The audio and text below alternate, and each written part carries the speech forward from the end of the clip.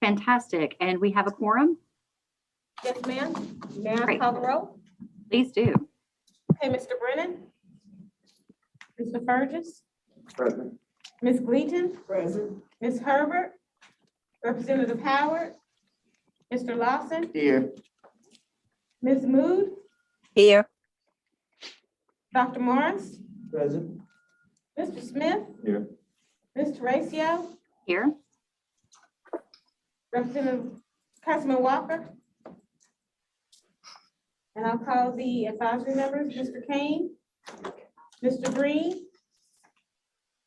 Mike Green, yes, here. Mr. Jenkins, I'm here. Mr. Coon, Ms. Robinson, Ms. Summers, I'm present. Mr. Unthank, and Mayor Barry Walker. I'm here. Thank you. Thank you, sir. That brings us to item 2, the adoption of the agenda. Is there a motion regarding the agenda? Second. Great. Any additions, changes, or deletions to the agenda for today? Great. Hearing none. And will you all help me if there's hands up on the screen? I can see a little bit of everybody, but not really everybody. So let me know if there's any hands up. Thank you. Thank you.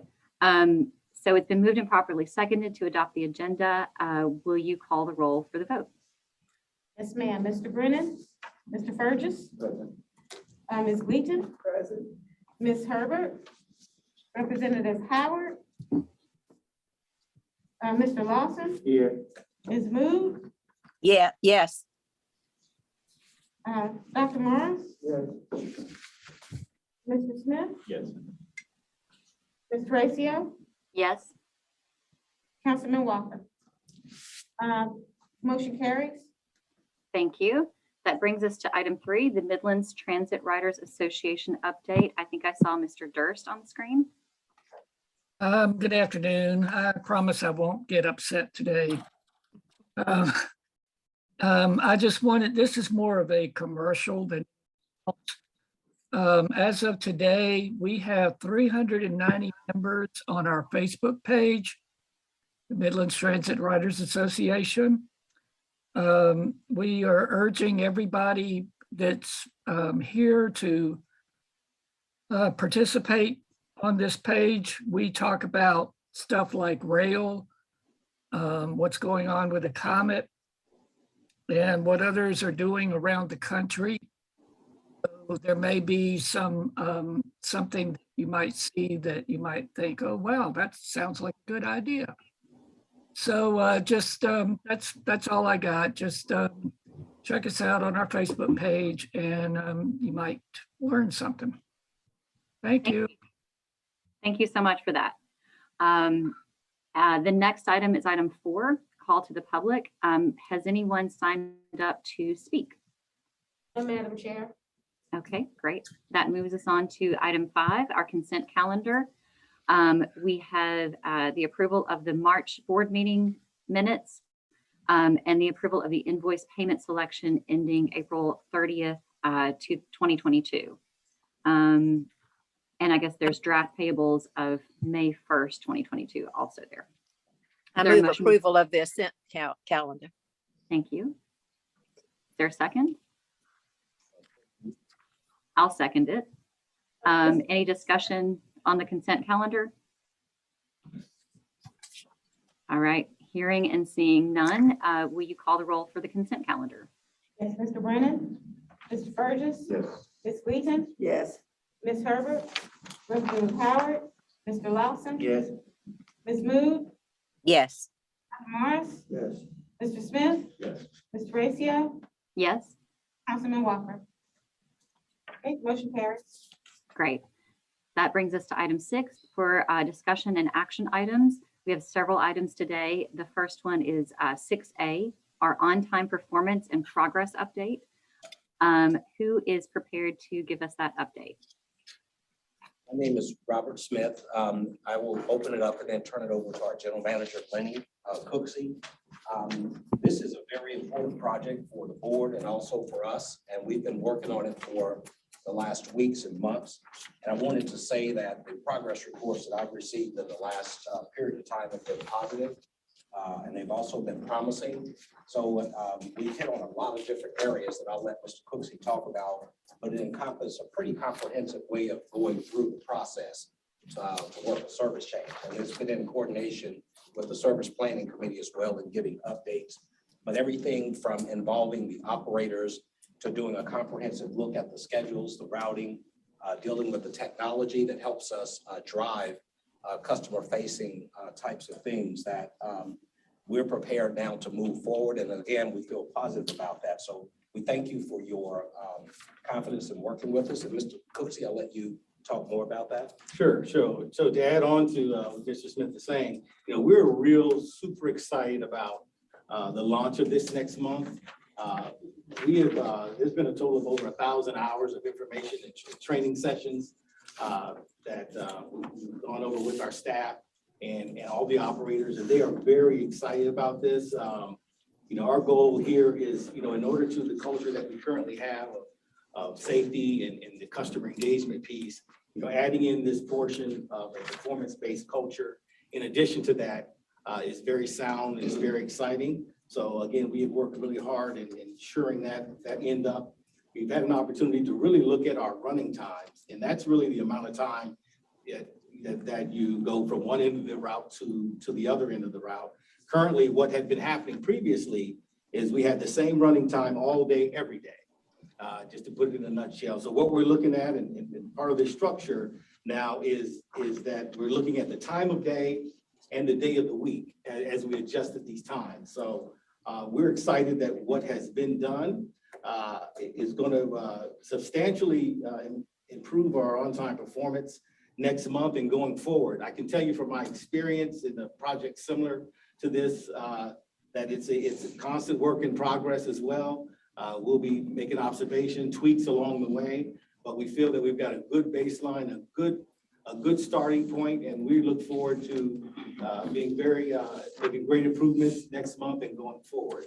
So I'm open for any questions in reference to that, but you see, if you hear my excitement, it's because I'm really excited that we're closing in on getting this launched. Are you going to change a lot of the routes? That's my question. No, as far as there are no route changes, just there's times within those routes that have been adjusted. Okay. And so, we had an opportunity to look at what they call the segments, which are the times within Join the meeting.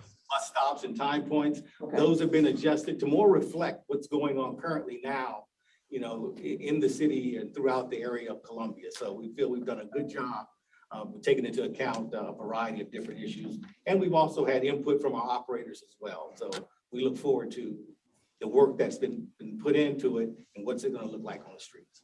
Yeah, and then making the connections, for people to make connections. Yes, and we work. should see some improvements across the entire system in all areas. And keep in mind, we're also open-minded. I mean, it's not a one and done. There are going to be opportunities to make tweaks and adjustments. Once we actually get out there and the system is actually running, we'll have a chance to also make adjustments as time goes. Okay, I wanted to make sure. Okay, thank you. Yes, ma'am. Mr. Cooksey, Yes, sir. I have the same question I've had for quite some time. If all the buses meet at the transit center at a certain time, how are they late and running 42% on time? How do you get off time if you're meeting on time? So where's the discrepancy in the numbers? Well, what we found previously is in many of our cases, how the data comes back is we've seen a lot of areas where in our segment on our timing, where some of our buses may have been schedule-wise running earlier than what's predicted.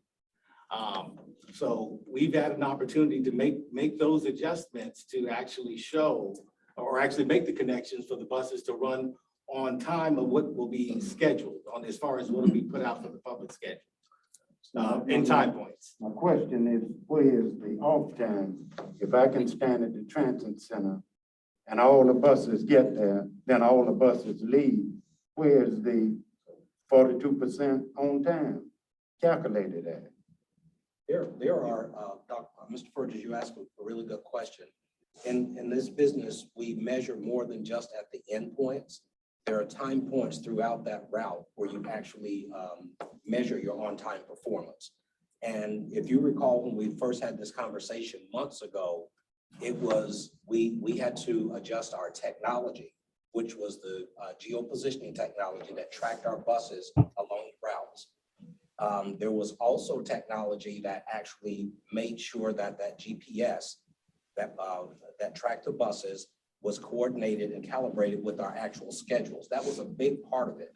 A year or so ago, you authorized the purchase of, that was before we took over this project, the purchase of some technology to adjust that. That then had to go along with what Mr. Cooksey is talking about right now. So if you stand at that transit center, our drivers could get in on time, which is probably why you didn't see a lot of complaints. But if you go along the route, you want to be able to say that your schedule will say a bus will be here at this midpoint or intermediate point at a particular time based upon the time. And that we've adjusted it to where the schedule that's printed by the comment marries up with the actual bus delivery. And that's probably more detailed than you wanted, but those were some of the things that we've done over the months here. We're also saying that we're talking to the drivers, but we're spending a good deal of time also wanting to ensure that we get customer feedback and input. We'll work with comment staff and Eric and Pam and the others to make sure that that's an iterative and ongoing thing that we do. So to answer your question, the 42% was where the GPS and the schedules didn't marry up. So we may be getting to an intermediate time point, say at 12:05, when the schedule says you should be there at 12:12. And those are the things that have been adjusted and laid out. Let me ask you another question. Is this procedure that we established with all the buses coming to the transit center, trying to get at the same time, is that procedure impacting service? No, sir, there are no, the service was not impacted to the point that we had Title VI issues. Title VI says that if you change the route so much, that it would impact people by a certain amount. We did not trigger the Title VI requirements to do that. So there will be, and perhaps Eric and Rudy can get closer to it on me, but there would not be significant, adjustments that the customer will see.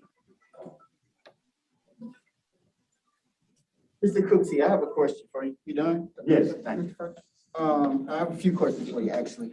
So just kind of hear you referenced your excitement earlier, right? And I assume your excitement means that, you know, obviously this thing is benefiting the common as a whole. And so my first question for you, are these benefits in theory or are they operational at this point? Well, once we launch, it will be beneficial in operation.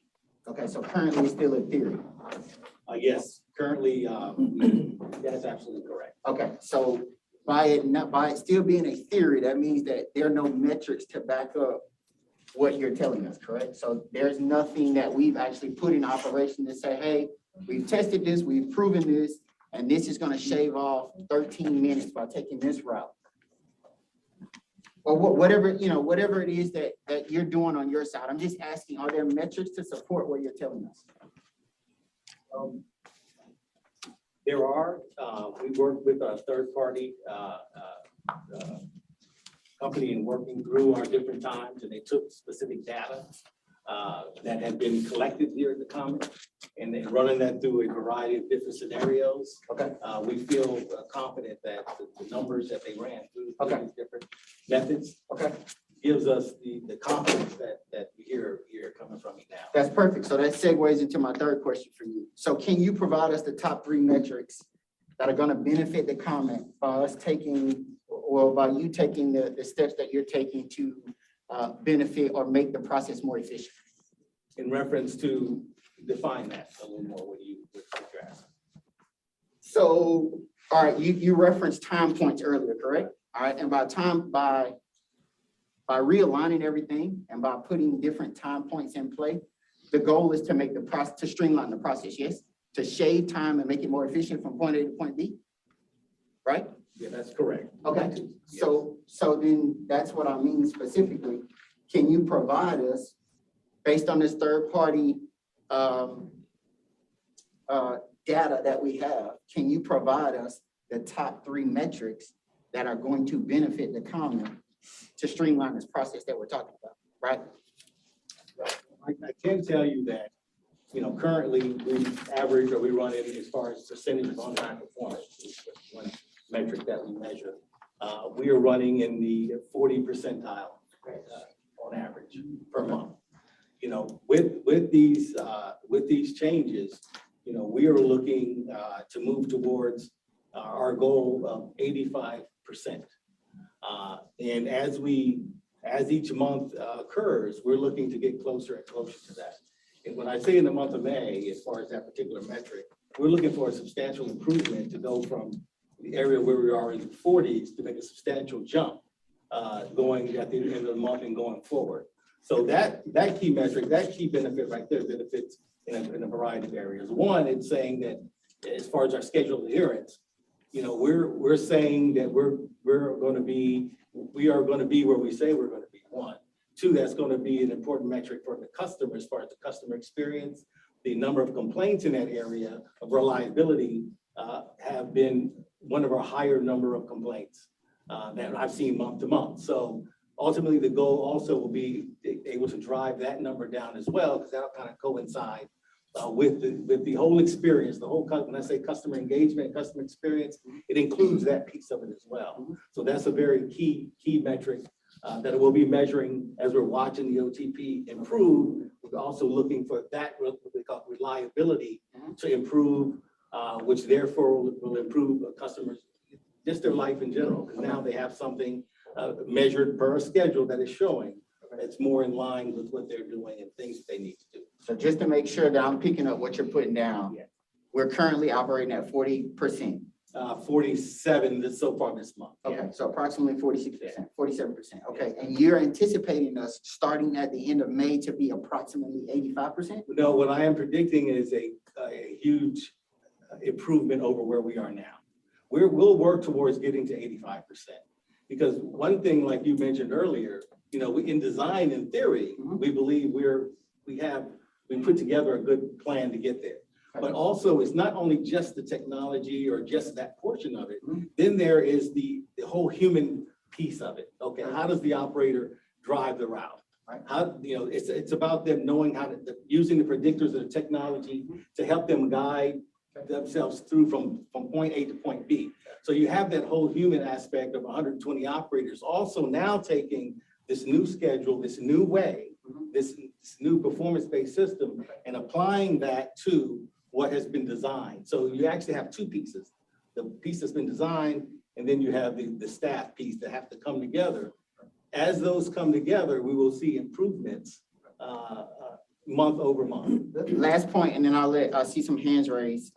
So I think it's important for the board because these are projections, right? We're forecasting potential benefits. I think it's important for us to hear an actual number, so we can then keep that and then we can measure from there. So we're at 46%. Where do you anticipate us being by the end of May? By the end of May, I think an acceptable number for it is us to be in the 70s, the low 70s. I think that's a fair number that you would see across the country.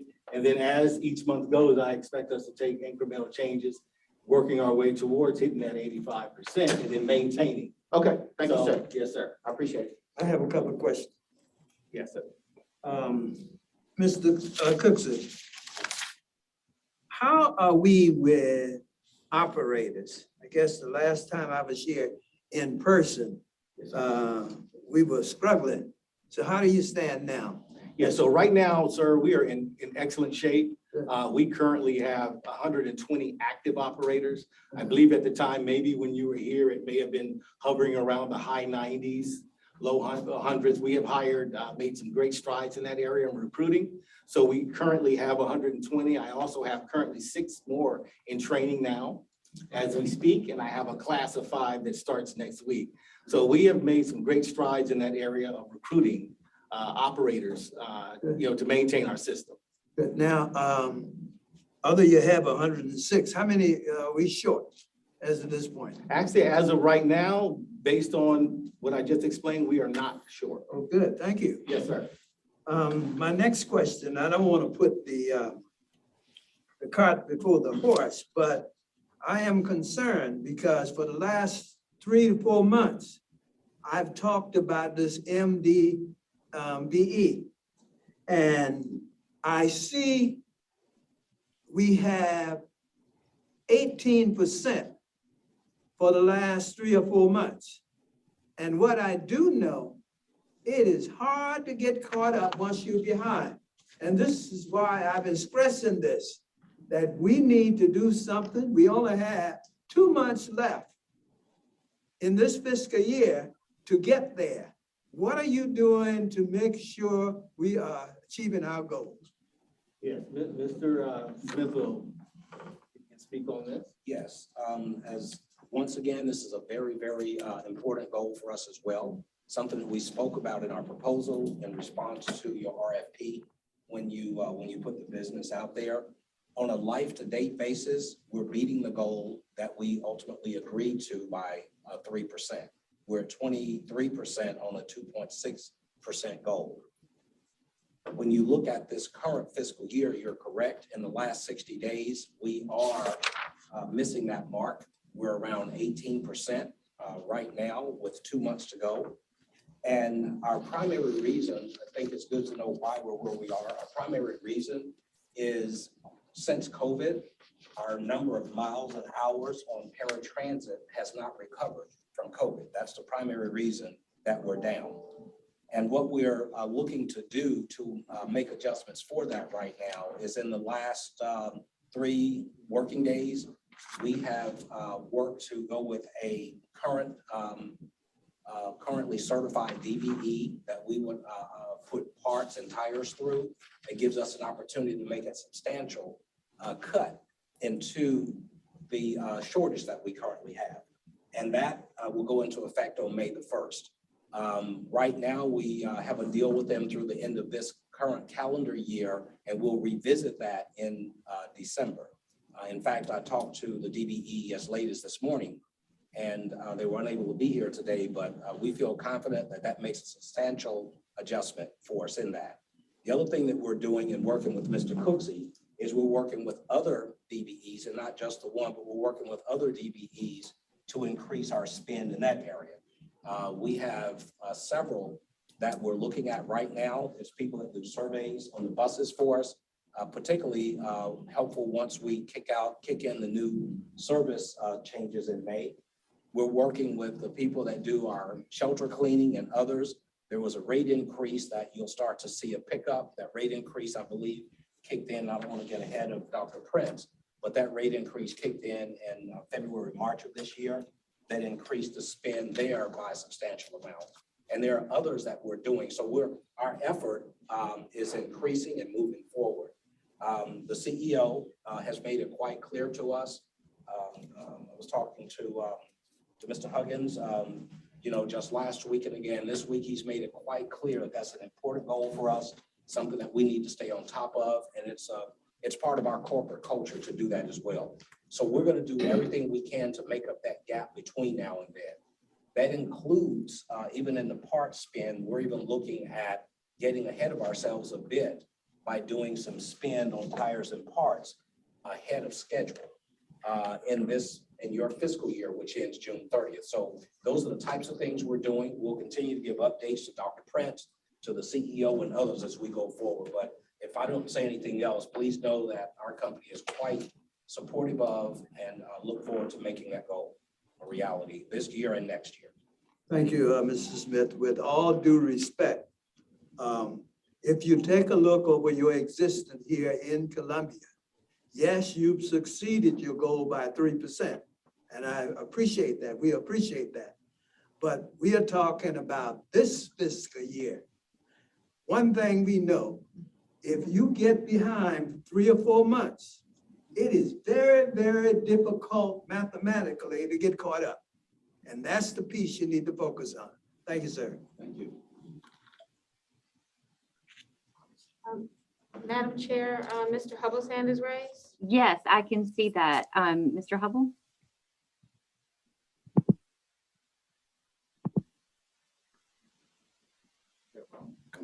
My apologies, I hit the wrong button. Madam Chair, Yes, we can let Mr. Hubble speak first. Did we lose him? No, he said he hit the wrong button by mistake, so he Oh, doesn't have. a okay. I'm sorry. I thought you were looking for the mute button. Okay. Did someone else want to speak to this item? on the DBE reports, my concern has also been, why is it so hard to get the correct numbers? Each month, a DBE, you almost have to pull teeth to get the right number. And each time it's supposed to be a miss, it should be some action being taken. So I want to ask Mr. Smith, is the system that we have set up in Columbia impacting everything that you're doing? This on-time performance? Because what we're hearing today, we've been hearing for 2 years. And we've been in 40% for 2 years. So what's keeping it low? Is it what we let you inherit in Columbia? Or is it a system that what you're doing in Columbia? And that's a very good question, and thank you for asking that. I think we need to put context around it. When we took over the operation, it was in the 40s, and there was approximately 10 months of time where you approved the purchase of changing out the technology. And that was still before we took over the project. And at the end of that 10 months, and I believe February of 2020, 2020, you were able to purchase, 2021, you were able to purchase that technology. That's the GPS technology that we're talking about. It was some months later that you, as a board, requested that we amend our contract and work with you to do what would be effectively a service planning function and look at doing things which is service planning related, which is scheduling related, and also ensuring that the technology works there. So you had a structural problem in 2020 that we began to work with you on in 2022. Without getting into too much detail, when we took over the contract, you knew that it was in such disrepair that you put in an agreement that you would not hold us accountable or liquidate us for on-time performance until these structural things were taken care of. So we have worked with you in partnership with you to take care of the structural issues and some of the things Mr. Cooksey is talking about, changing the culture of the operators and the like. I think we're in a great shape right now to move forward. So that's where we are. So you're right, it has been a long time in coming. Many of the things you had to buy were of a capital purchase nature, which took months to make it happen. Then we had to go through the process that we're in right now. One other question, then Excuse me, can I just pop in here for a second before we continue on with this conversation? I need to turn the meeting over to the vice chair. I need to leave the meeting. Mr. Fergus, are you okay to do that for me? Okay, thank you so much, and I apologize, and I will see y'all later. my question is, from the board and service committee, I keep listening to a consultant doing on-time performance. What does that do impacting what you're doing? Is that something that's coordinated or that's something separate? Yes, sir, it's coordinated. We're working very closely with Eric, the consultant, and everyone here at the Comet. And there are different functions that we're all doing under the direction of the Comet. And I think it's working quite well, actually. So you get the expertise of this third party that Mr. Cooksey was talking about that do this all around basically North America. They're quite pleased with us able to get them to work with us. We get what is happening here at the Comet, which is more service planning related, it's more strategic. And then our portion of that, along with the consultant, is coordinating all of that and making it happen. And I think we're gonna end up with a much better product as a result of the coordination that we have.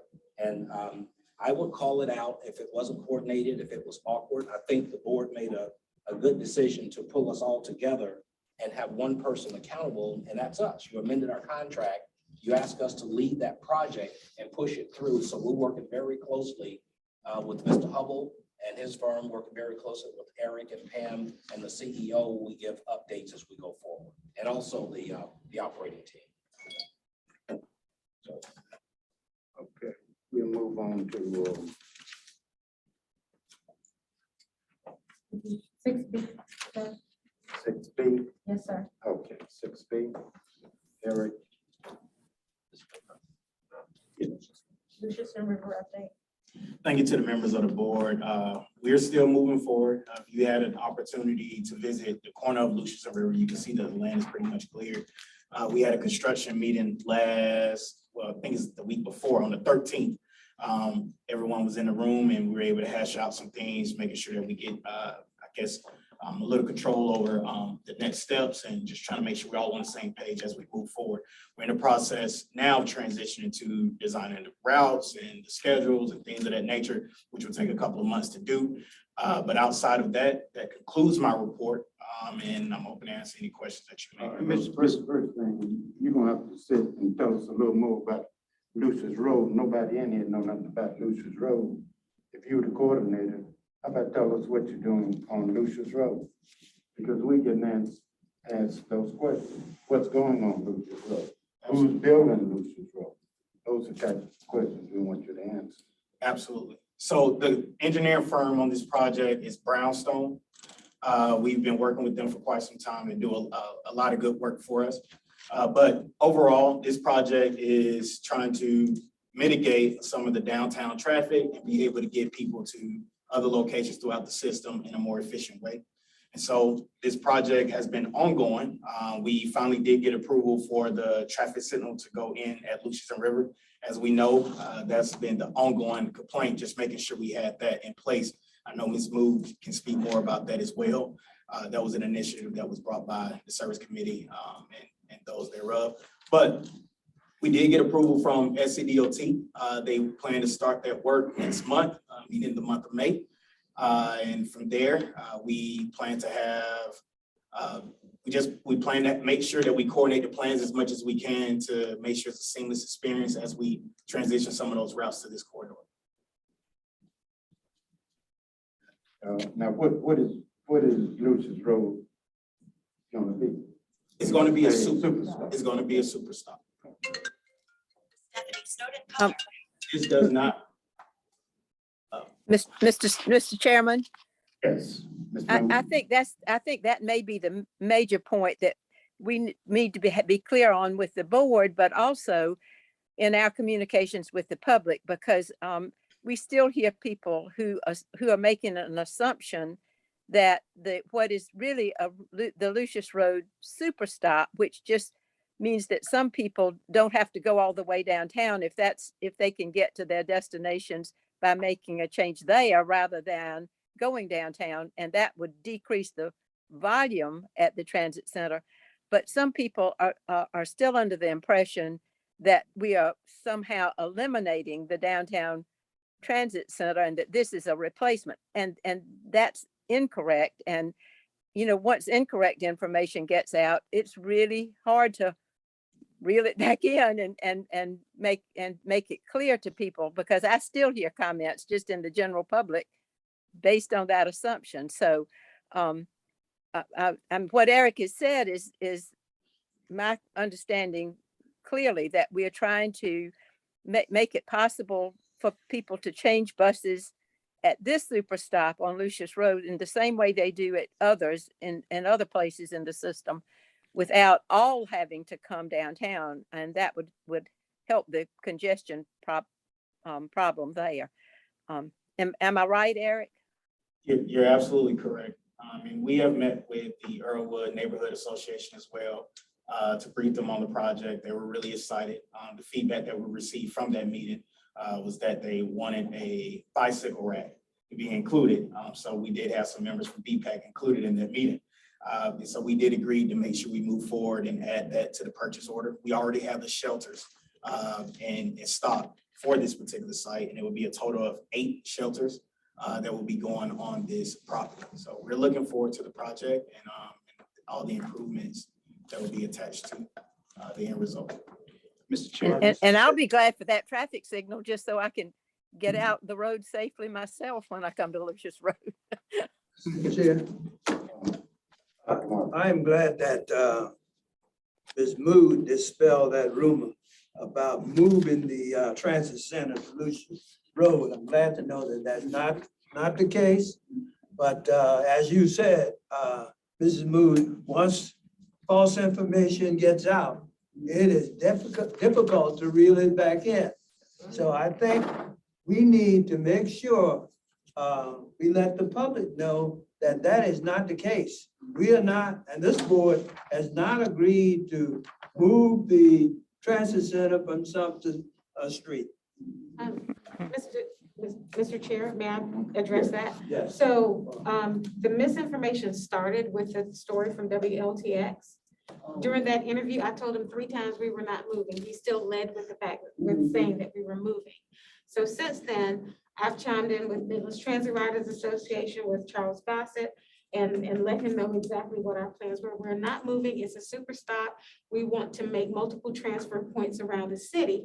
So you don't have to go downtown. If you're in Northeast, you don't have to go downtown and get the Garner's Ferry, because that doesn't make sense. You know, so we're doing our due diligence, but one step at a time, to make sure that people understand that no, we're not closing Comet Central. We've met with the Downtown Association. We've met with, you know, several entities, and let them know that. Thank you, Sam. Yes, sir. I appreciate that, because somebody jumped on me about it. Why y'all move? And I said, wait a minute, you got the wrong information. You know, got to clarify that too. Thank you. Okay, now we go to, Mr. Chair, nobody else want to speak? Mr. Chair, can I? Yes, sure. Okay, so I'm gonna ask Ms. Bowers just to name a few of the super stops and what we're trying to do across the county. And I've invited Ms. Diane Sumter to speak on some things we're doing down in the lower Richland area, how the super stops can play into what we're doing there for some activity down there. So if you would. So yeah, the Lucius Road super stop is going to be treated just like the other super stops we have in the system. Like the one on Croson Road off of Divine, that's also considered a super stop. The one off Forest Drive, which is at the Walmart and Sam's Club location, and the Harbison location. It's just that the one here on Lucius Road going to have more shelters, but it's going to be treated exactly the same. It's the same purpose. And what we'll do, Mr. Chair, is we're going through a series of seminars and working with our planner and our operation team. And it ties into some of the DBE challenges that we have faced in increasing the pool of DBEs also. So Ms. Sumter, would you please give you 5 or 10 minutes just to talk a little bit about, and that's part of my report. Yes. Help you hand those out. Go ahead. Thank you very much. I'm Diane Sumter, and want to thank the Comet Board for hiring us to assist you in developing a session on May 23rd at the Adult Center in Hopkins. Senator Jackson had requested with your director that the Comet come to the area and that the residents learn more what is going on as far as the Comet, and had requested that we're using that opportunity to get information from them so that you can be more informed, so when we go out to the area, we serve them better. Certainly want to thank Ms. Bino, who's been phenomenal in getting us information and assisting us with this project. and your transportation planner. Now, this is still a draft. Even though the COMET is the primary sponsor, it's in collaboration with all of the elected officials in that particular area. The end goal is to get information from the residents in the area on how are we serving you? What are we serving you? Are we meeting your needs? But we added a workforce development piece to it and identified about, the county was able to send us about 20 employers that we are contacting to see what time do their shifts begin, what time do their shift end, so we can bring that information back to you, to the COMET, so they can see how do we begin to serve more of the workforce development. In addition to that, all of them have been, it's still a draft because we've not gotten a yes from all of the elected officials on being on there. And we wanted them to formally tell us yes, that they want to be included. Then we wanted them to send it out further so that their population that they serve would know that this is going on and we get as many people as possible. But knowing that we aren't going to get everybody at an event, we will be attending the Potato Festival Saturday. I have a staff person who will be there with a survey. That survey is to get information. The week after that, this is Eastover, they have, the wrecking crew has the fish fry and all of that, so we'll have someone there at that particular time to get additional information. We've got a list of the churches who've decided, yes, they'll get it out. Reverend Wade and those are really aggressive about getting things out to the community. And so we're just coming to let you know that many in that area are very excited that the COMET is taking a moment to say, how can we serve you better? And that this is the vehicle by which we are doing that. And if you have any questions, I'd be more than willing to answer those. Let me say one of the largest components of this process is not so much riding the bus, and we want individuals to ride fixed route, but of course, DART.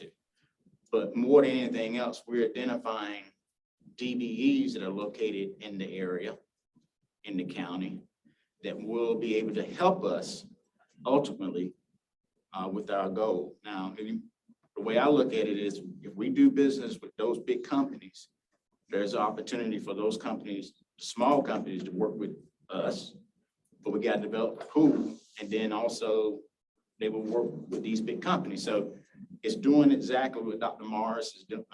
Our efforts to ensure that we have a robust DBE program with a huge pool of employers and DBE representatives. You want to touch base on that a little bit? One of the areas I work in all the time and most I'm just proud of is assuring that we have diversity in the business pool. And for folks to know that not only do we hire people, I've been in business 36 years, but also we pay taxes, we give back to the community, and we are part of the economic fabric. So to that end, we have been in our communications pulling together a list, a continual list, because it is a building list, because many of them say, well, what does the COMET buy? So that's what I've taken back to the director, and one day we'll get that list, then we'll have a good list so that we can get back to you and provide that to you also. So certainly, if you have any questions, my staff person who's working that name is on there. We can reach out. You can always reach out to me. I'm in frequent communication with your marketing person and your director. I appreciate the opportunity to work for the COMET, and we look forward to continuing so that we push this as a vehicle to allow folks to grow, to get to their employment. Senator Jackson is doing a significant amount of building in his area.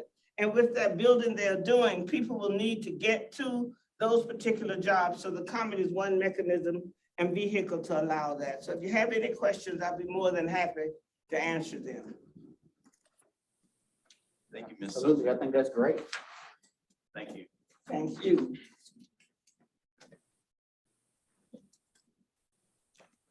If no questions, we move on to 6D. We're on C. He's on C. Oh,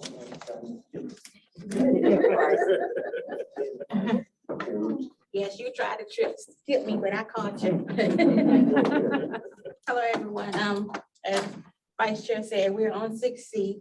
We're here to discuss a new pricing structure between the Comet and RATP Dev.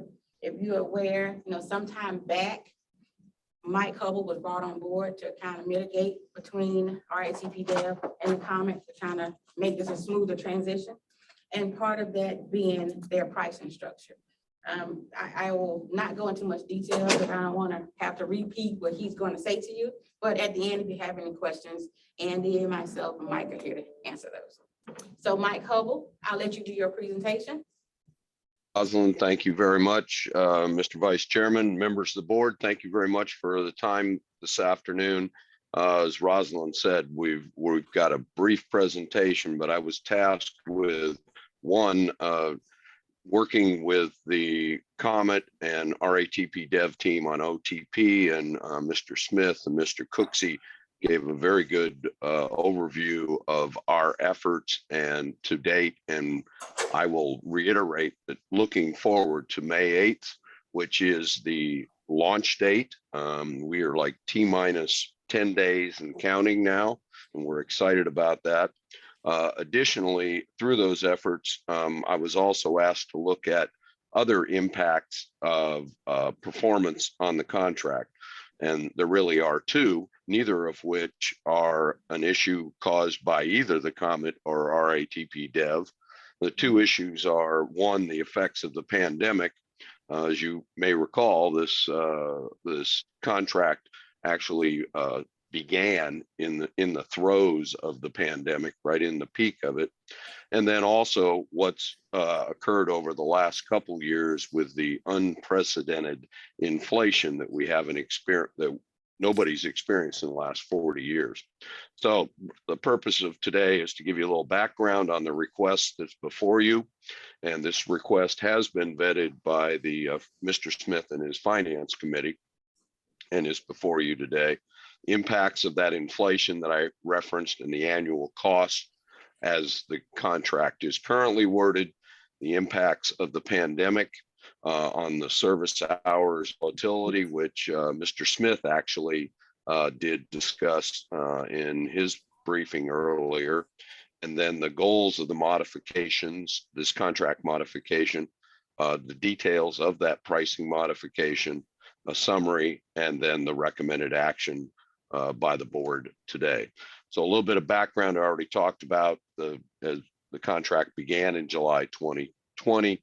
At that time, the estimated service hours, there was an estimate provided to the contractor by the Comet of about 218,000, call it 219,000 hours of fixed route service and 50,000 hours of flex and paratransit service.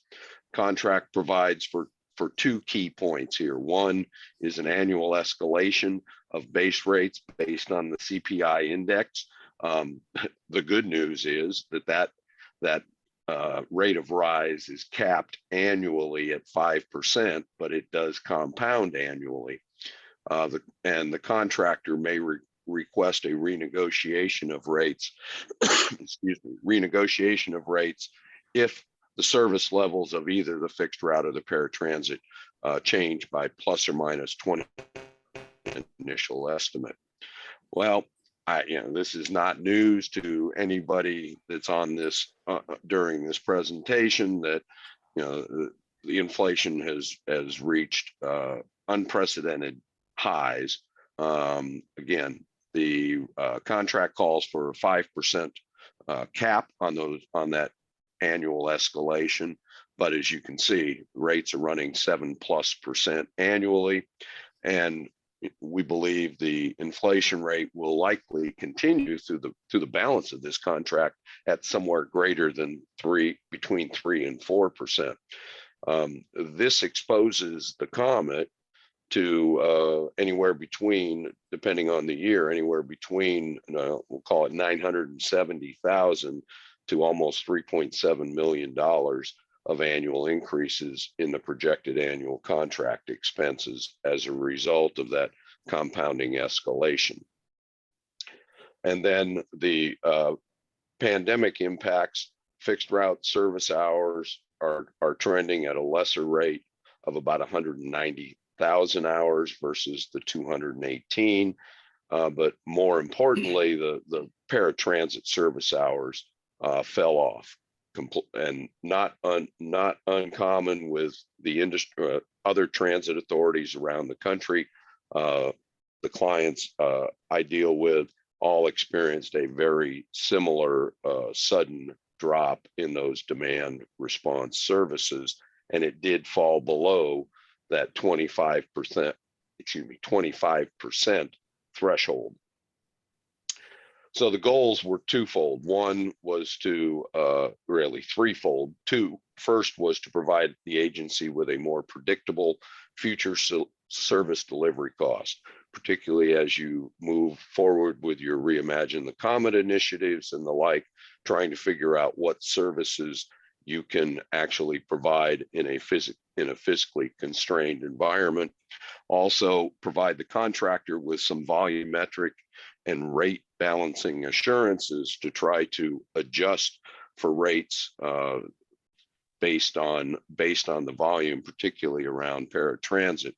And then also there were some outstanding issues. Change order number 1 was issued in just a couple weeks after the startup of this contract, primarily to roll in the university service that the Comet now provides to the University of South Carolina.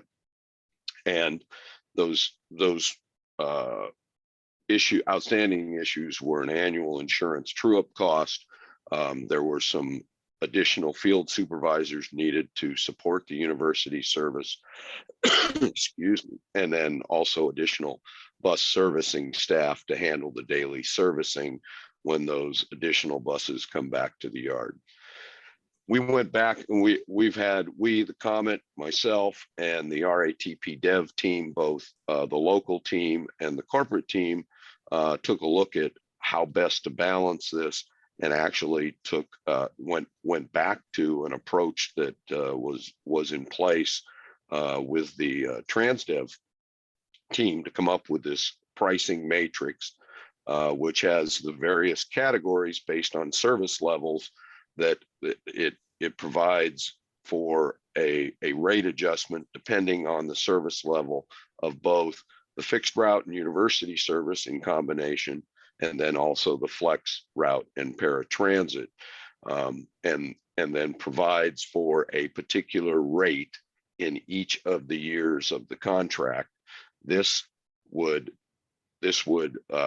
provide for the predictability by the Comet of their costs, depending on the level of service that you choose to provide, and also then provides that reasonable volumetric assurance from the contractor.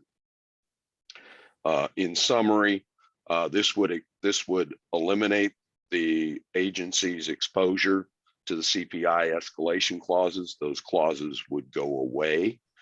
It eliminates the contractor's exposure to future service hour volatility, that as you adjust service, there would be a true up on the rate going forward.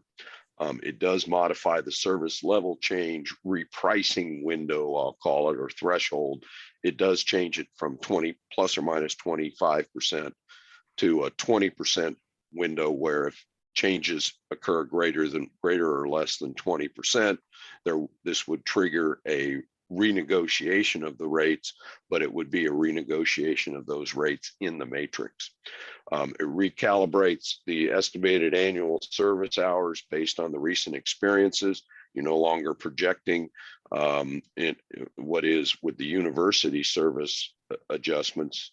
You're no longer projecting a 230,000 hour service level. It's more in the neighborhood of 190, which is what you're providing today. It takes care of all the outstanding issues that needed to be reconciled in change order number 1 related to cost. Several of the credits and incentives and damages that are in the contract would remain. I listed a few of them here. Vacancy credit and the performance incentives and LDs would all remain.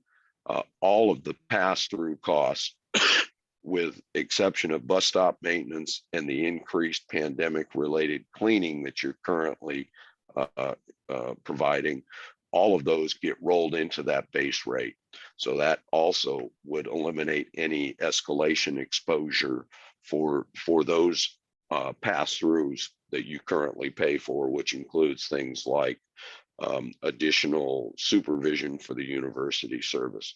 And then, as I said, it provides predictability of pricing for the agency to forecast based on your fiscal constraints going forward. Now, it does increase the first year cost of actual paratransit service by $372,000. First year being those services already provided, because again, those service hours drop below the 25%.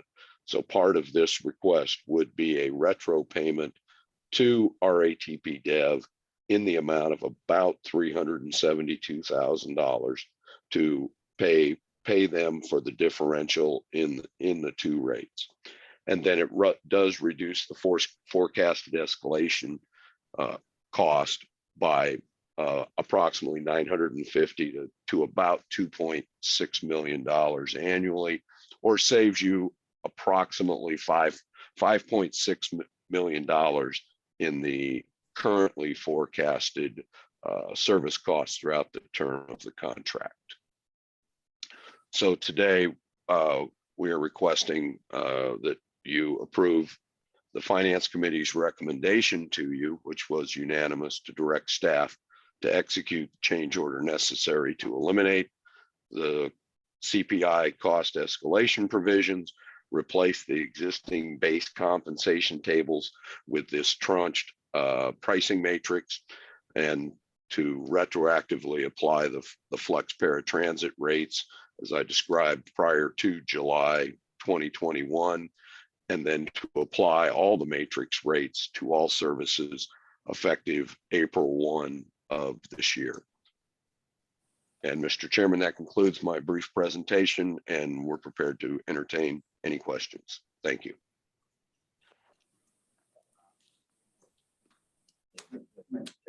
Sure. So Finance Committee obviously heard this 2 weeks ago. We recognize, of course, as he said, that there's a trigger. There's this 25%. The paratransit performance went below 25% of the baseline. So that's obviously that's a trigger for this conversation to happen. And there was good faith effort on the part of staff to work with RAPDev to look at this issue to make sure that compensation of our contractor is appropriate. What, as the chair of the Finance Committee, was appealing to me was that it reduces our, as the comment, it reduces our risk in an inflationary environment. So we talked a good bit about that as a committee. And I think overall, we talked about the fact that Mr. Deschamps has worked, he was the point person on this and has worked with RAPDev for quite some time. And they've run the numbers. I think they've done some scenario analysis. What would happen if we hit this particular level of service? What would be our cost under each of our current framework and then the one that we're proposing? And, like I said, staff and the Finance Committee feels like this proposal mitigates some of the risk that we would face in future years. So. Our Finance Committee recommended approval. Yes, Finance Committee was unanimous in that recommendation as it's on that slide there. Mr. Chairman. Yes, Ms. Miller. I don't want to do anything to disrupt our moving along with the Finance Committee's recommendations because I've trusted all of the information that I've heard that makes sense. I wonder about the drop in the demand for DART and what that means. And these aren't questions that expect us to have to be able to answer in today's meeting. And I'm not even sure how we go about getting answers to them. I'm going to ask Mr. Huggins and Mr. Deschamps to put their heads together to see how we go about getting answers. But I'm wondering if, you know, if a drop in the demand for DART services, does that mean that during this time, people who would normally use DART service to go to the doctors are not going to the doctors? Have they found some other way to go? Does it mean that people with a disability who've had jobs have lost those jobs? Is that what happens? Because if those, I mean, those would be one set of problems to look at. Does it mean that we have now more accessible fixed route services, and some people who used to ride DART are now riding fixed route, which is something we want to happen? That would be a positive. So you can hear that just it's the mix of questions in my head. And what I just like to do is just put a marker on this to say, for us to have a way of exploring those questions to see what's behind the drop while we take the appropriate action right now to address the financial implications of that. Thank you. Ms. Mood, this is Rosalind.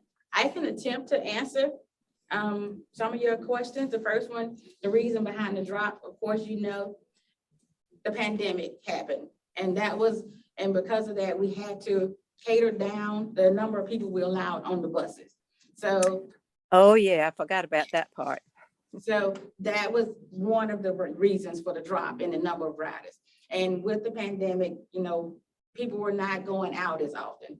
So yes, and you are correct. We do have I can say partnership with a program where if you're eligible for DART, you can ride fixed route for free. So some of those that did, you know, used to ride DART, they opted to ride fixed route as an option to still get where they had to go. So even though fixed route had a reduction of how many could get on the bus, they at least had more space than the smaller buses on DART.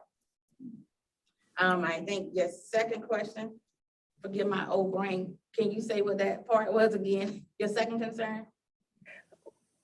Well, I was just wondering if people, if part of that, the problem was that people who had some disability but were going to work on DART lost their jobs. I mean, our unemployment has been so low that I don't know what that. Yeah. Now, whether they lost their jobs or not, we wouldn't know that part. But Right. I can say, you know, the reduction in did come about because of the pandemic. And I think those numbers are climbing back up. So because we are back at doing the buses 100%. Mr. Robertson can help speak on that, but we're back to fully open buses. No restrictions, I guess, as far as the amount of people that can get on the buses. So those numbers are going back to what I would say a normal level. Okay, thank you very much. That's very helpful. Ms. Andrews? Yes, sir. Since we are anticipating DART numbers going back up, what would this proposed fixed matrix do for us? So if you look at page 53, the matrix that they have in front of you. So you see the area that says fixed route and paratransit. So this gives you, if say annually, they are running between 30 and 33 or 34 to 30, I'm around at 37.99. Then you drop down for whatever year we in, that's the pricing we're gonna pay them. So where it all, some of this is where it all come because paratransit in the contract was promised to be running, I think, like 50,000, it was 50,000 They were hours promised to be was the running projected. 50,000 hours and the pandemic said happened and they were like 25% under that. So RXCP Dev out of the county, they say, oh, of their heart was still paying them as if they were running the 50,000. So transparency moment, they were asking us to reimburse. Like, no. But what this came about is saying, we'll pay you for the services you actually did. So here we are with this matrix to say, hey, I think right now they're running about almost 50. So if you're looking at the matrix between 38, 41, or 42 to 45 is where they would get paid. Right now, Rosalind, yes, they're trending at that base or 100%. Base of 100%. Right. But as you can see, as you incrementally increase your service, as the hours go up, the incremental cost of providing that service on an hourly basis goes down. So the more service hours they give us, the less we pay them, the variable rate. Correct. My only concern is that if we begin to have more riders on dock, do we have the funds to pay for DOT, increase in services, and this proposal? So it wouldn't, the number of riders wouldn't increase us paying them anything beyond what's right here. It actually helps us if we have Yes. increased ridership because our variable rates lower, For the- fixed components higher than it used to be. So actually, It's right based, now, if we get a lot of increase in flex, it would hurt us more than under this framework. So I think this helps us. Yes. If So- we expect a lot of growth, this helps us. based on this, the more revenue hours they do, the less we pay them. So if more people want to ride DART, that means we have to do these services a little more, meaning more hours, annual hours, meaning that variable rate we pay them. Say now for this year, we're paying them 51 because they're running 41,000 annual. If they move up to 42, then we'll pay them $48 an hour. So the more they work, the less we'll pay them hourly. And also, if you continue with the current provides for escalation with the rate of rise of CPI, and if you assume a 3 to 4% annual compounded increase from where it is today, that rate in year 5 for the base for paratransit, where it says on this matrix is 56.79. The existing language, you could be exposed to a number almost $59 an hour.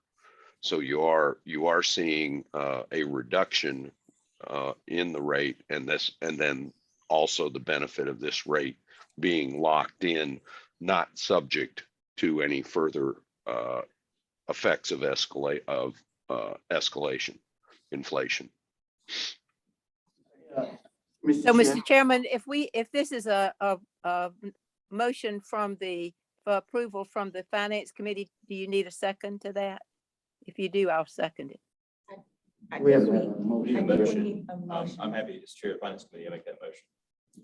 As stated, I can read it out. Yeah, but before you do that, Andy, I have a Sure, question. sorry. Yeah, so, I guess, Andy, you may be able to answer this. Obviously, I wasn't here for the last meeting, so I'm not privy to what we talked about. So will we be locked into, to that rate for a year? Looks like a fiscal year? Yes. Okay, so we can't change it, whatever we go with. And yes, and I made sure to say to them, Okay. Mike and their finance team, that this is it. So- Yes, I'm you did, sorry, Rosalind. Mike. Yes, you did. This is it. So no coming back to the board, no coming back asking. We've spent numerous of months trying to get to this point. Okay. So this is it. Once it's for that fiscal year, that's your rate until it's time, 5 years out, it's time to redo. So yeah, this is it. So, Ms. Reed, you call the roll. Oh, we I still need the motion. think we still need a motion in a second. So the motion is that the board adopts the recommendation of the finance committee that we direct staff to execute a change order to the contract with RabDev to eliminate CPI cost escalation provisions, replace existing base compensation rate tables with the proposed range defined pricing matrix, retroactively apply the flex paratransit matrix rates for services provided prior to July 1, 2021 at a cost of roughly $375,000, and apply the matrix rates to all services effective April 1st, 2022. And I second that motion. Well, it's been properly moved in second. In the discussion? No discussion. Ms. Reed? Yes, ma'am. Yes, sir. Mr. Brennan, Mr. Burgess, Yes. Ms. Gleason, Yes. Ms. Herbert, Representative Howard, Mr. Lawson, Yes. Ms. Mood, Yes. Dr. Morris, Yes. Mr. Smith, Yes. Gracio, Councilman Walker, motion carries.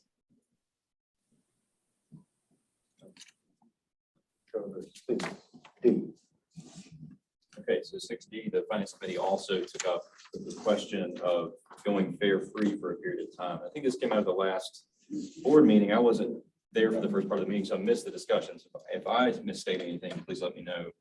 But I think out of that meeting, there was a request for the Finance Committee to consider the implications of fare free for some period of time, recognizing that we're in an inflationary environment, the gas prices are going up and these sorts of things. So the Finance Committee did take that under consideration. We had some pretty healthy discussion around it, I think, and we did recommend by a vote of 2-1 for going fare free. I think we said effective May 1st, Dr. Morris, and I think we said, I don't think we defined, we said 2 to 3 months. I don't think we said, so the board can kind of refine that if we want.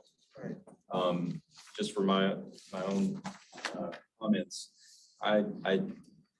there was some reservation by staff because of the difficulties they face with fare free. In particular, I think it incentivizes riders who don't have a particular destination to get on the bus and stay on the bus for a period of time. And so there have been problems with that in the past and other things.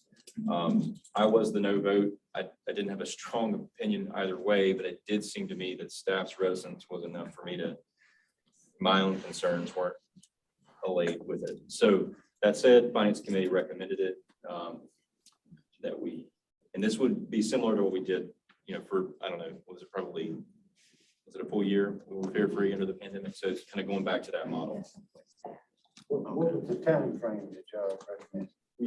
We said 2 to 3 months. We and I said think 2 the to board- 3 months, and I guess we'll make a decision board can refine that if we today. decide to pass it here at the board meeting. And this is based, and again, I wasn't here, Andy, but this is based on incentivizing the public for what reason?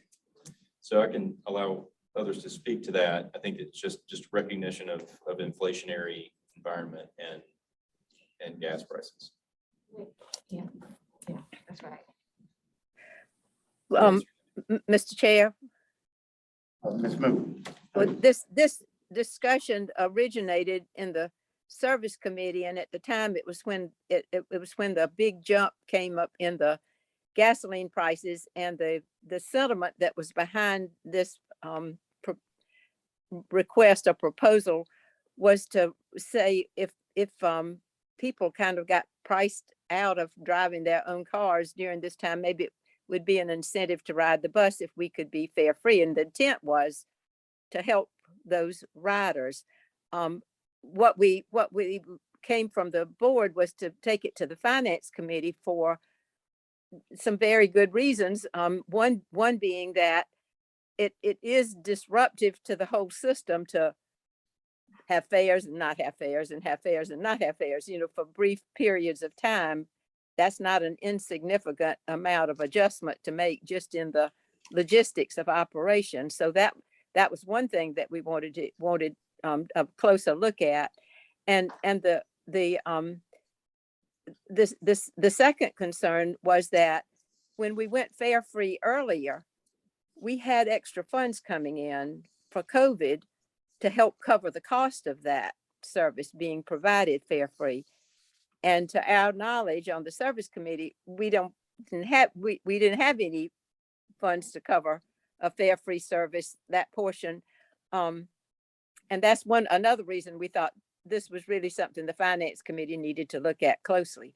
So that I hope that's some clarification of where that came from. But I have my own reservations about how helpful this will really be to people versus what does it do to just the Comet's operations and budget to try to do something on a temporary basis. It's so hard to make an assessment of things like gasoline prices when I can tell you just driving from Chapin to Columbia, the price per gallon can vary by 40 cents per gallon between Chapin and Columbia. well, that doesn't seem like some overall trend. That feels like, people getting what they can for gas, and I don't, so it's an uncertain environment, but I'm not positive that our taking this initiative will be of significant help to people. You, Ms. Moody. Go Mr. ahead, Chair. Dr. Morris. It was my understanding that this came from the Finance Committee to the board. Board didn't make a decision, referred it to the Finance Committee, and we discussed it. The same reason Ms. Mood is talking about, the challenge that people have in terms of purchasing gasoline and getting rides to work. My feeling was that maybe we should continue this for another 2 to 3 months, more than likely 3 months, and give them an opportunity, along with the state and the country, a chance to work out some of the challenges people are having to get back and forth to work and other hardships that they are having. You make that motion? Well, no. Mr. Chair, we have a hand raised from Mayor Barry Walker. Yes, ma'am. Am I recognized? Yes. Okay, 2 things. The last time we did this free fare thing, you impacted the suburbs, and I'm gonna say Irmo in particular, with a large influx of homeless people coming out to the Columbiana Mall area. And they were using the Comet for transit back and forth between downtown and coming out to the suburbs. And I had mentioned it before, it caused more problems for us than it solves with people trying to get around. Now, I keep hearing people saying that the gas prices have, are so exorbitant that people that have cars may want to switch to the Comet to get back and forth. I can tell you that that's not quite the case. If I can, if I have an automobile and I can get gas, I will pay for the gas to use my car. That's not going to cause me to not drive my car and switch to public transportation just because the price of gas spiked for one particular month or so. And like you said, the switching back and forth between free fare and no fare is something that you can't adjust to quickly in the Comet. So I don't understand why we continue to try to provide a service for free when nobody is complaining about the $1 or $2 that it costs to ride the bus now. And really, we need to understand that it's not going to give me, I have 3 automobiles. It's not going to cause me to park my car to take the Comet to go downtown, or to take the Comet to get over the Village of Sand Hills, when I can hop in my car and drive over there. And I know that, I might be in a unique situation, but at the same time, I know other people in my community are not going to park their cars and take the public transportation if they don't already do it. Now, like Ms. Mood said, her trip between Chapin and downtown, the price differential on gas could be vary from 20 to 40% or 40 cents a gallon just by looking. So the incentive for me as a driver, if the gas price is that, is that dramatic to me, is to look for the deals, look for where I can get a cheaper gallon of gas. It's not going to be to park my car and hop on a Comet. But the converse to that is the people that will hop on the Comet to come out to the suburbs that normally can't get out here because they don't have $1 or $2 is going to be increased, and we're going to have more issues in our community to deal with, propagated by the Comet providing free transportation out here. So I'm not in favor of y'all going back to that free fare concept again, and I'm sure that you'll get a bunch of pushback from a lot of citizens in my community, and especially out here in Irmo, in Columbiana, Harbison area, that will agree with me on that. That's my 2 cents. Thank you. Mr. Chair, I have no problem with what Mayor Walker is saying, and I think he's looking at it from his perspective, people coming in to Columbia. I'm looking at it from people going out looking for jobs. And I think the impact is greater on those going out than those coming in. Thank you. I mean, I forgot to say this, and I apologize in response to Lil said, we did ask the question, is there grant funding to cover this? And Michelle's emphatic answer is no, you cannot do revenue replacement with the federal grants that we have. So it would have to come from, we would have to make this up in our operating budget from unrestricted revenues.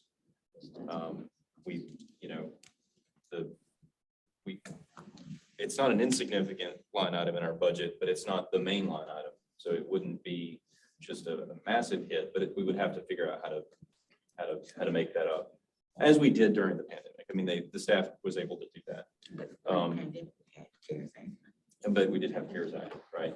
The other comment I wanted to make, and this was something I said in the Finance Committee, was that at our current rates, our claim is that we're public transportation and that we are cheaper than owning a private vehicle. That's already the case, even with fares and where they are.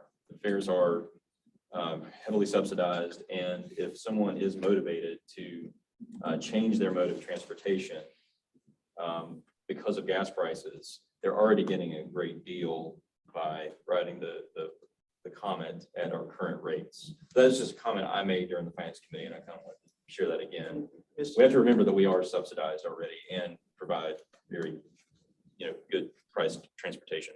Okay, so to kind of tag on to what Andy said, I did meet with Ham to kind of say where he's going. We are already at a lower cost than owning. So possibly getting marketing to those riders that we're trying to capture that, hey, we are lower than putting gas in your car. So that's something we're going to be looking at on the hindsight, on the back end too, to see how we can get more people possibly to recognize that, hey, gas may cost you almost $4 a gallon to get you down the street, but our bus, $4 a day can get you everywhere. So we are looking into that marketing idea of getting people, like I say, as a program before, dump the pump and get on the bus.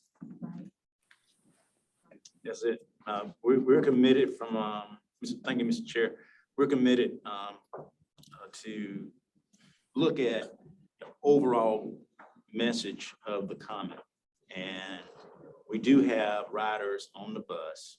And Dr. Morris, at the time, I thought it was a great idea for staff. Really, I looked at what staff was saying, and maybe we just need to concentrate more on getting more people on the bus and not making it a situation where riders like our trusted Ms. Gleason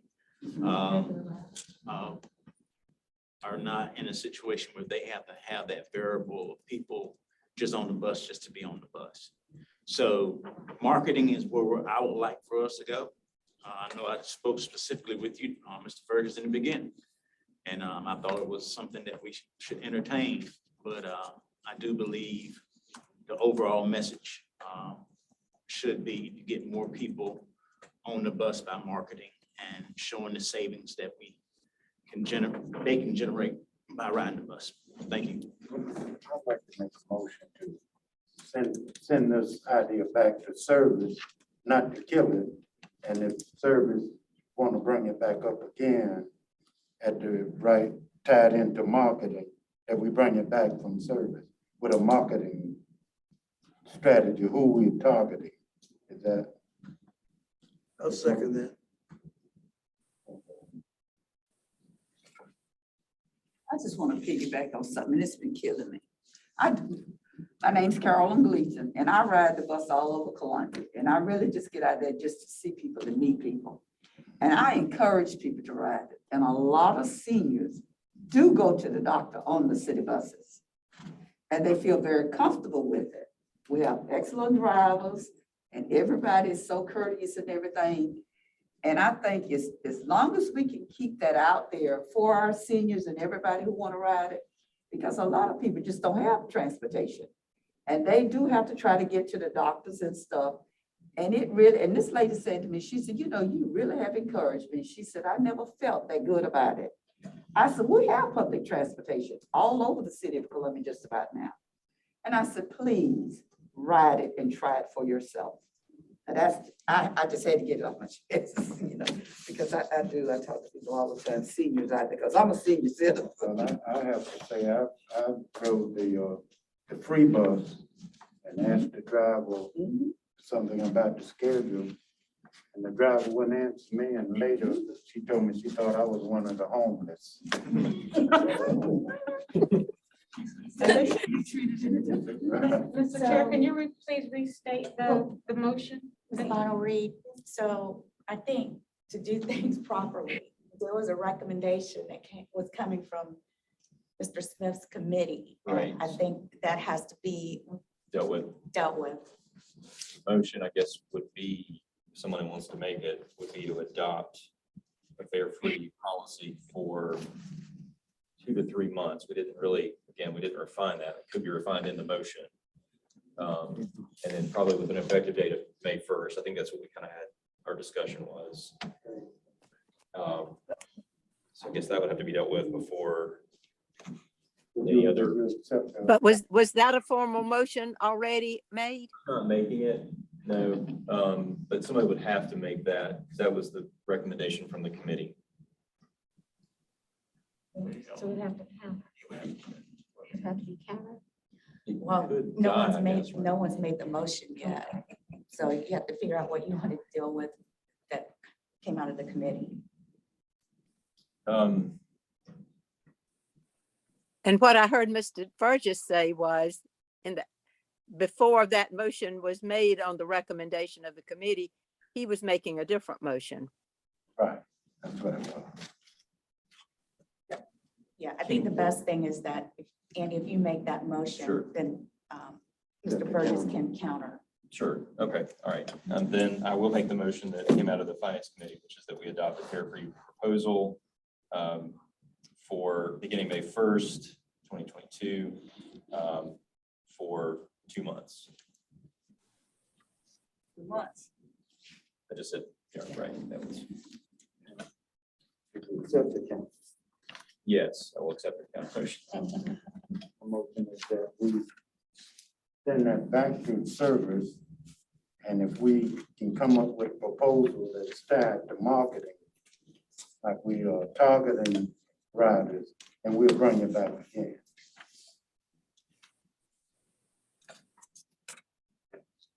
I'll second that. I accept the, Okay, I'm sorry. that's all right. That's fine. Okay, Mr. Brennan? Mr. So Burgess? would you repeat the motion, please? That we send it back to service, and service can bring it back. There's no time frame. It's when we are targeting to certain, through marketing, to certain riders that we're trying to get, rather than just an outright free. Okay. Then it was seconded, Mr. Smith or Mr. Lawson? Mr. Lawson, second that.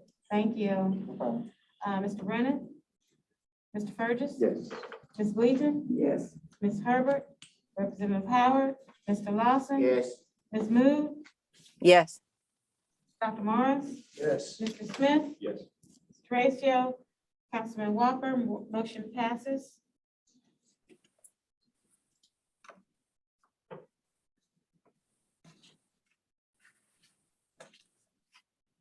Sorry.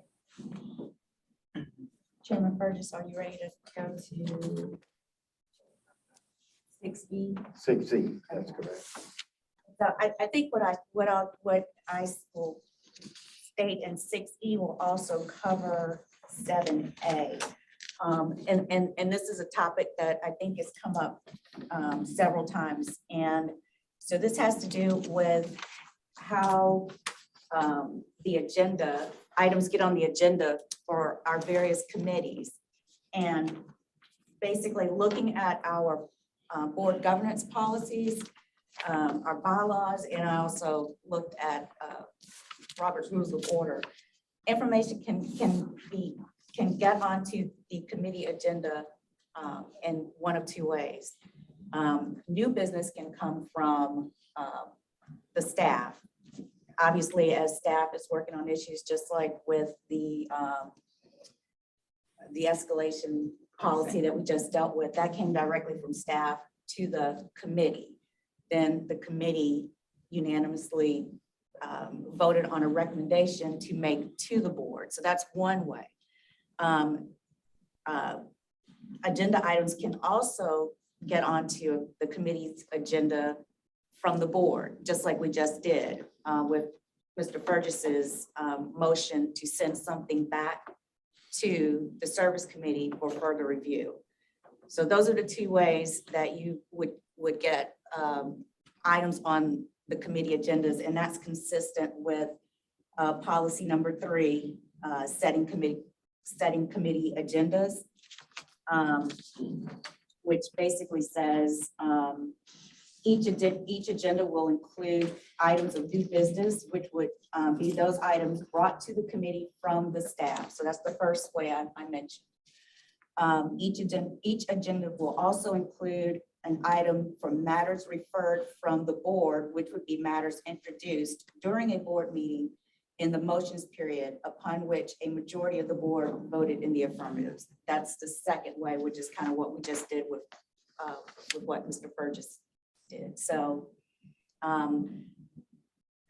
So, Ms. Baker, Yes. so that what we're saying is that a third way, which might be that within a committee, there's something may be identified that they'd like to have that committee address, but they can't generate new business within the committee. It has to be, any ideas would have to be made as a motion in a board meeting and then be referred to the committee for discussion and action. You can't, so anything that goes on the agenda for a committee meeting has to be noticed the same as, we Sure. notice things for it. So you couldn't come up with an agenda item in the committee meeting that had not been noticed. No, that really wasn't my question.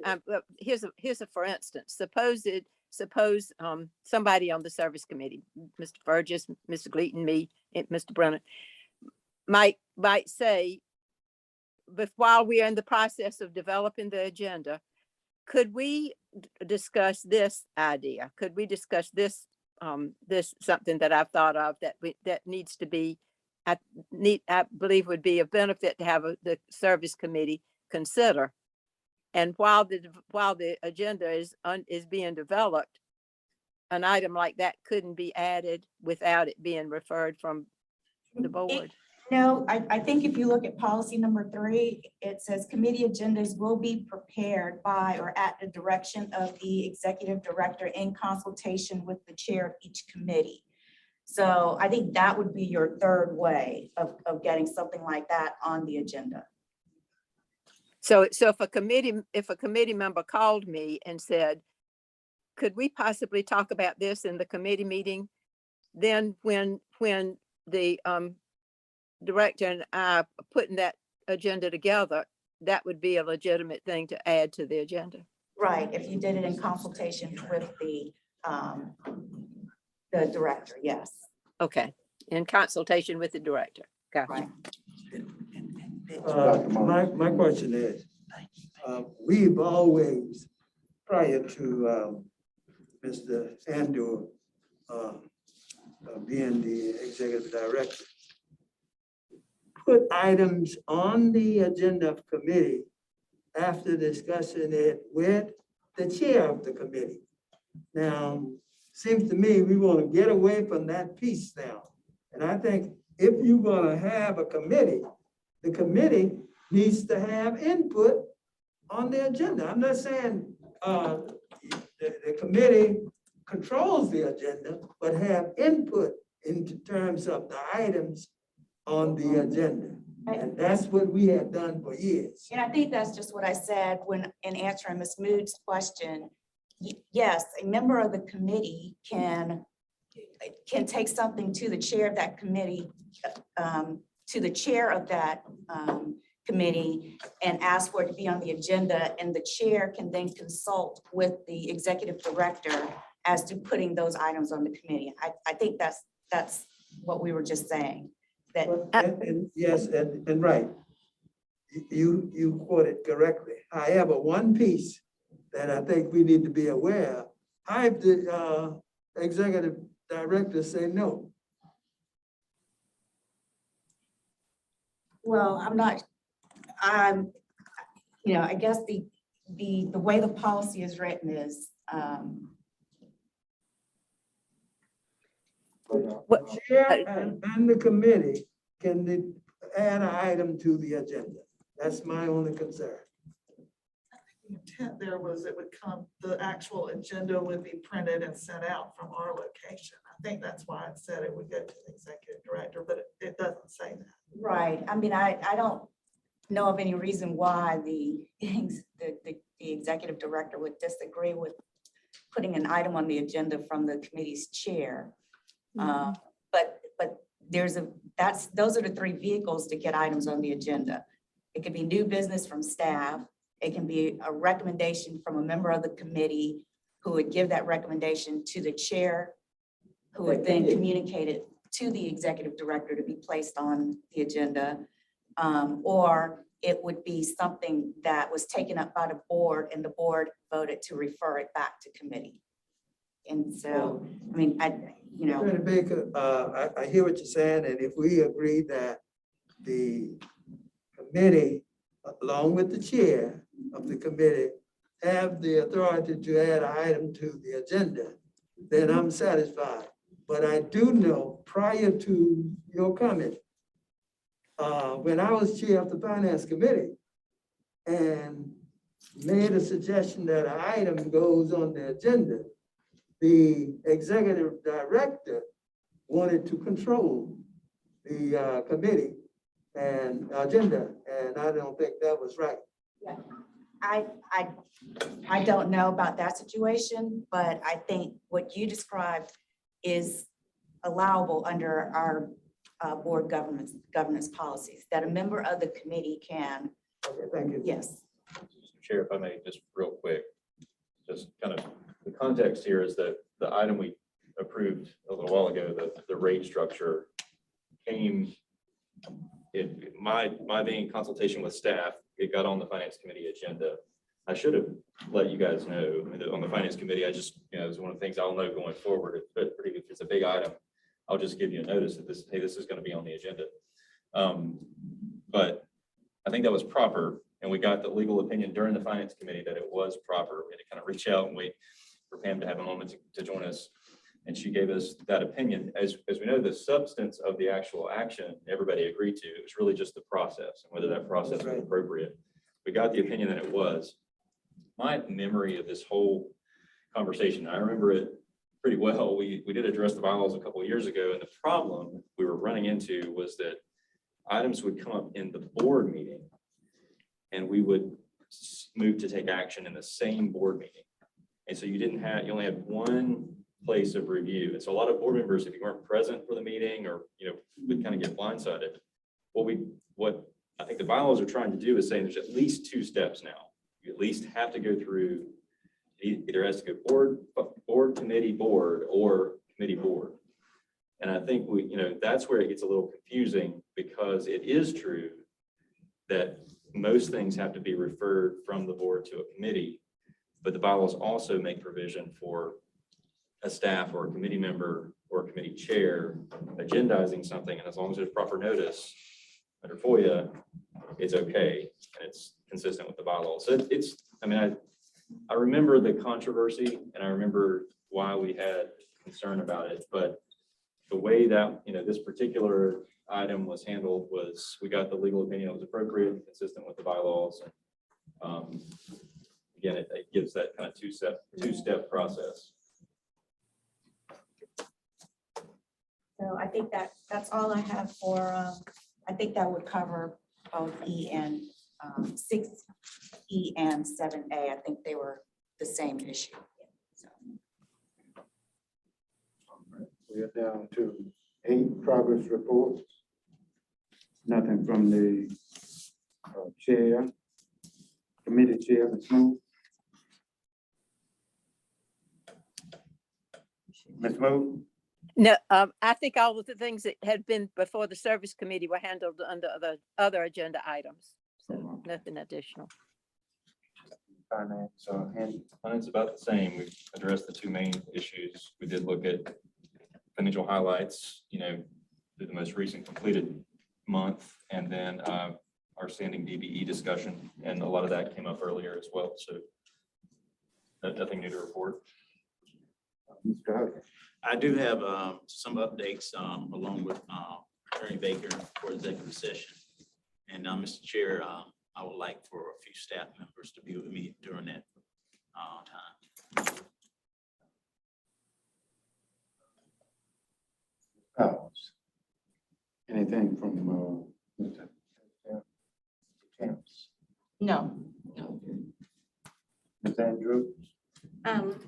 Like everybody else, my report is there. There's one thing that I did not put on my reporting, which was the press release you all received from Ms. Bonner Reed, and that the Comet received the Live United Award that Ms. Willis accepted on our behalf. So we do great things internally and externally here, and United Way is one. Say it again. Say, I didn't hear you. Wait a second. Well, you last time so I can hear you. I do, Mr. Chair, would like to say Ms. Willis has worked very hard to keep us award style. So I must say Ms. Willis has really done a lot to promote. And in case everybody didn't know, the Comet is award winning. Just put that out there.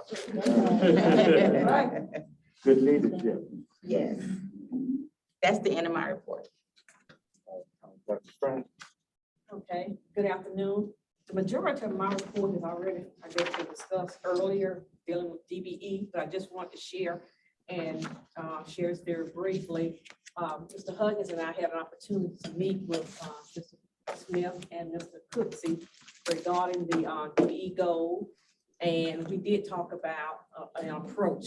We know that the RATP Dale, since they are our largest contractor, we give the majority of our funds to them. We want to kind of like follow through on them meeting the DBE goal. So we know that from a cumulative standpoint, they are where they need to be, but we looked at when we look at the fiscal year, that they are at the 18%. So we did talk about an approach.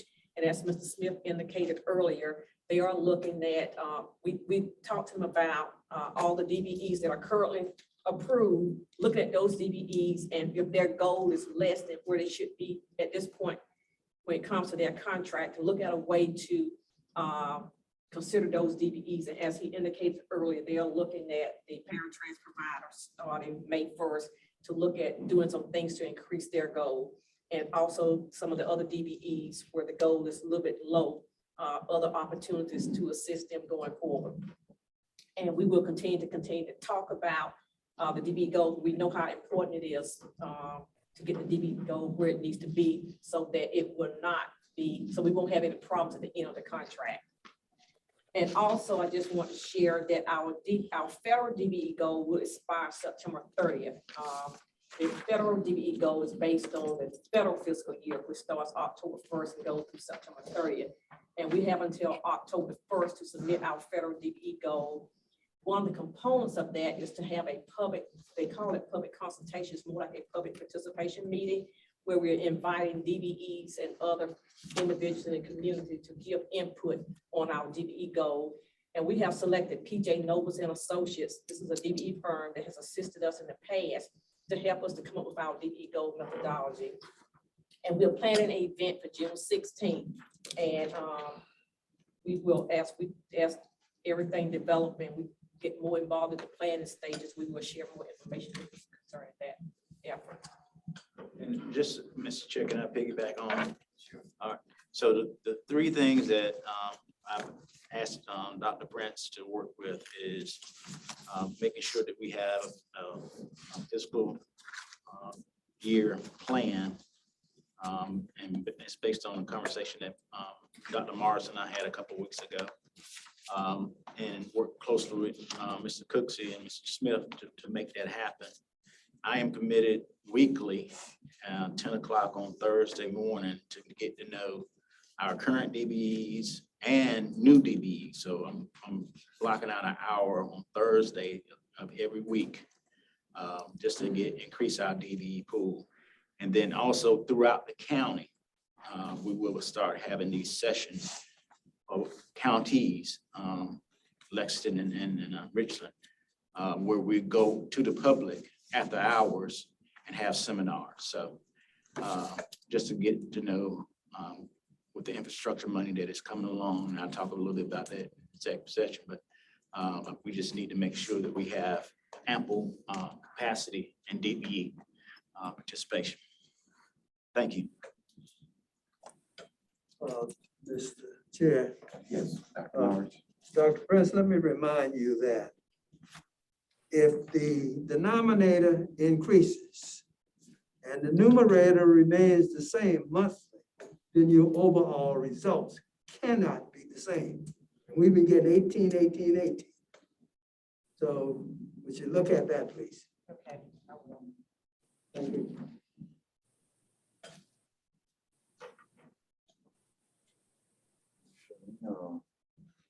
No, there was no motion.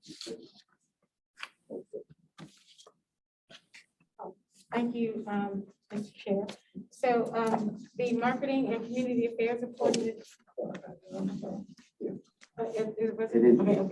Is in your packet for information. I do want to call your attention to the things that are highlighted. Ms. Andrews mentioned the press release that we made congratulating Crystal on bringing home 2 awards for the climate at the Live United event. We talked about Tina Herbert being appointed to the board of directors, and also their major projects working, and we're really excited about these.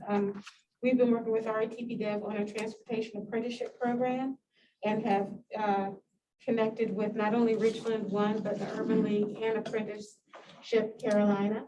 Ms. Sumter talked about the Lower Richland Community Listening Event that's happening on May 23rd.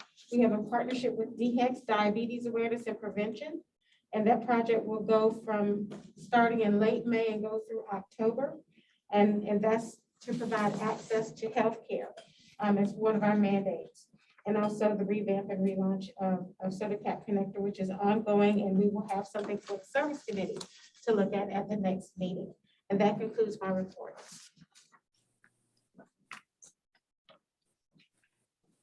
All right, no review of board motions.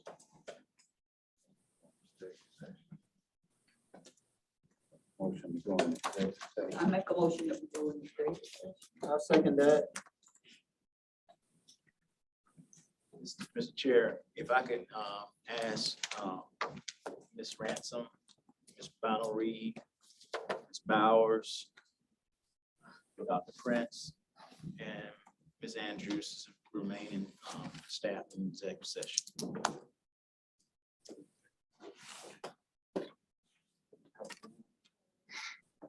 Ms. Brennan? Ms. Burgess? Ms. Bleaton? Yes. Ms. Herbert? Ms. Howard? Mr. Lawson? Yes. Ms. Moon? Yes. Yes. Mr. Smith? Yes. Ms. Tracio? Councilman Walker? Give me a couple of minutes to move everybody into executive session who is on the line.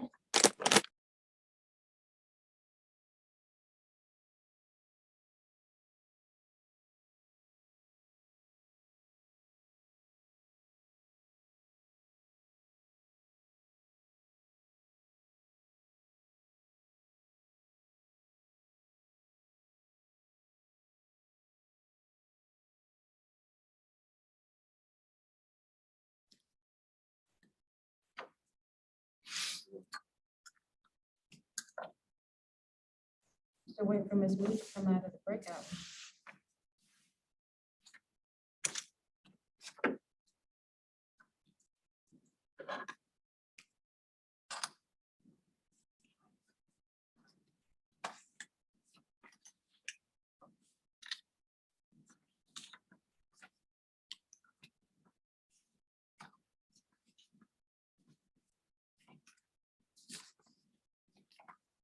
There she is.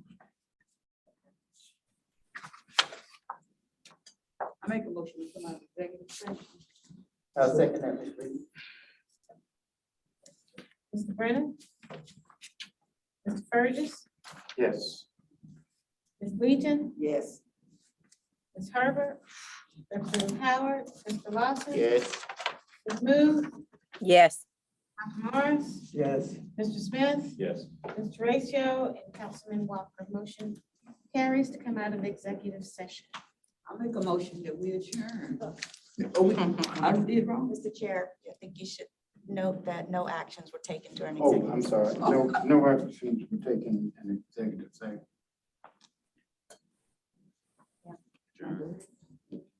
Okay, I make a motion that we come out of executive session. No, to Adjourn. adjourn. Now we adjourn, please.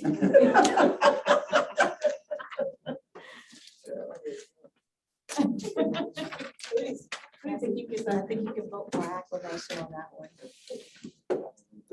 Yes. All in favor? Aye. Aye. Thank you.